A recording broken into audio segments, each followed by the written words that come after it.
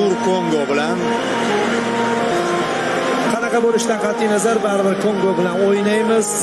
Uchrashuvning eng yaxshi futbolchisi ko'p ehtimol Cristiano Ronaldo bo'lgan bo'lsa kerak, chunki ikkita gol urdi. Jarima zarbasini boshqa futbolchiga qoldirdi, bu ham katta natija.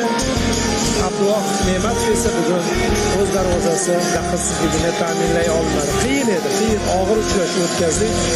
Jahon chempionati shunaqa bo'ladi. Shunaqa janglarga tayyor bo'lib borishimiz kerak. Bundan keyin ham katta davralarga kiryapmizmi? Katta davralarning shartlari ham katta bo'ladi. Abduqodir Husanov yig'layapti. Alamli ko'z yoshlar. Uning klubdagi sherigi Bernardo kelib yupatdi. Abduqodir mana shu harakat, ya'ni emotsiyasi bilan ko'rsatyaptiki,